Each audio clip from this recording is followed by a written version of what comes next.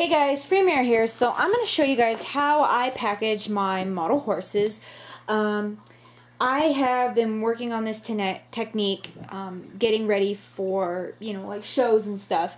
And there's two methods that I use. One of them is kind of an expensive method, while the other is kind of just moderate. First of all, when I go to a model horse show, I've had this problem before, where I get to the show, either I'm a little bit late or I may have problems, unpackaging the horses, or I forgot something, or, whatever it may be. So I have a very hard time trying to unpackage the models quickly and get everything organized and have everything ready to go. And it's just kind of a hassle when dealing with bubble wrap in general, taping it up and making sure all the horses are, packed and ready to go. And the method that I have come up with when getting a horse ready for a model show is using the bubble wrap as a kind of like a, would be like a bag almost. But the one method that I use for some of my horses, like my resins, are these little bags. These are pony pouches. There's a lady who makes them. She does an excellent job. You can see here, Pony Pouches by Lori, and you can see her address and her email address there. And they're great because they have fuzzy inlining, and they are really easy. You just, they've got Velcro and stuff. So you take your stablemate or whatever, put it in the bag, zip it up, and then you're ready to go. The bad thing about these is that they are very warm inside. So if you have a model such like this, which is glossy, inside those bags get very, very, very hot. Sometimes, especially if you live in like Arizona, where we have quite, like especially in Phoenix, where it's still very, very, very warm, even in winter. But where I live, we don't have to worry about that because it's not as bad. But the problem that we get is, it gets kind of cold, and then it suddenly gets real hot, and then cold and real hot. So with those bags, they just don't breathe very well. So I've had that problem before, where the bags have stuck to the glossy of the model, or whatever it may be. And they are a little bit hard to manage in some cases. But what I've come up with is my own little thing, and I'm going to show you guys how I do it. So what you're going to need is you're going to need two models, a stablemate and a traditional for references. You're going to need scissors, of course, and a staple gun, and of course, big roll of bubble wrap. This bubble wrap, big old ball of bubble wrap here. I got this at Walmart for, I believe it was, I think, $18 or something. They come in different sizes, but it just depends. You can either get the bubble wrap with the little bubbles, like this one. These are ones with little bubbles.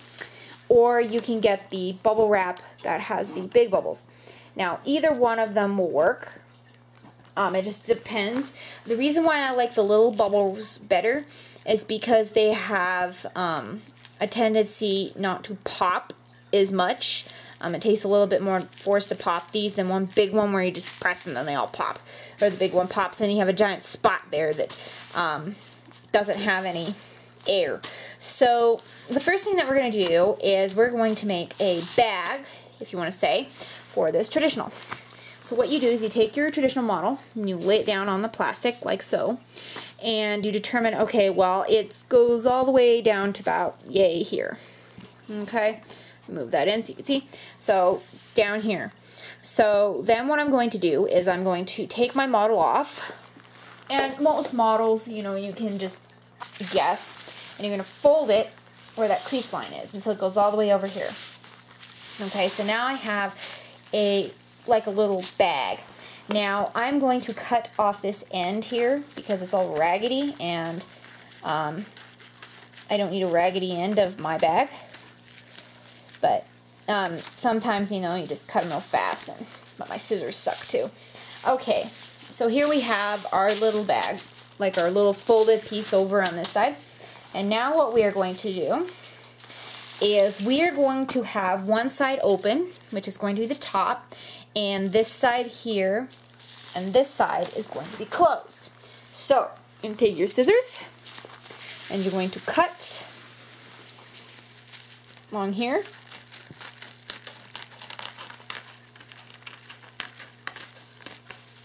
Ta-da! Then we have like this folded piece of bubble wrap. Then you're going to take your staple and you're going to staple the bottom end of it.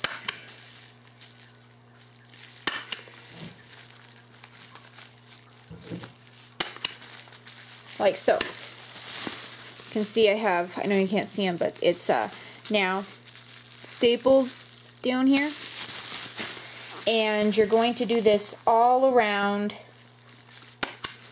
the bubble wrap.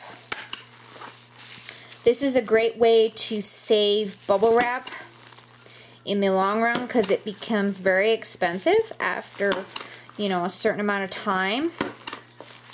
And I know how much bubble wrap is, and you know, it gets very costly. But overall, this saves a lot in the end, and it also saves the environment. So here we have now a bag. Ta-da! We've got the bag. See the bag? Yay, a bag! And I always recommend just bringing the staple gun with you, just in case the staple does come out. And, you know, just don't pull on the staples, like, really hard or anything. But then all you do is you just take your model, put him in the bag, like so. See? Like that. Yeah, now he's in the bag. And then what you do is when the model is inside the bag, like this, then you fold over the top and you take a piece of, what's it called? Paper tape, and you just tape the top closed, like so. And then when you get to the show, you just untape the tape, take your model out, and you're ready to go. And that's a very, very convenient way of doing it, just because, you know, it gets really expensive. But make sure that when you are putting your staples in, that the staples are close enough that, you know, a foot won't stick out or anything along the bottom. And you do the same thing for stablemates in all sizes. Stablemates, of course, are going to be easier because it's a stablemate, and they're generally smaller. But this is a very cheap and easy way to take your horses, and then what you do when you put them in the box or whatever you may do, you put them inside, or if you want to, you can wrap their head in toilet paper, soft toilet paper, along with the feet and the tail, and then you put them in the bag. And then when you put them in the box, you stand them upright so that they're all like this in a line, or like, you know, like this in the box. And then you take a towel and you put it over the top, and then you can put more horses on top of that.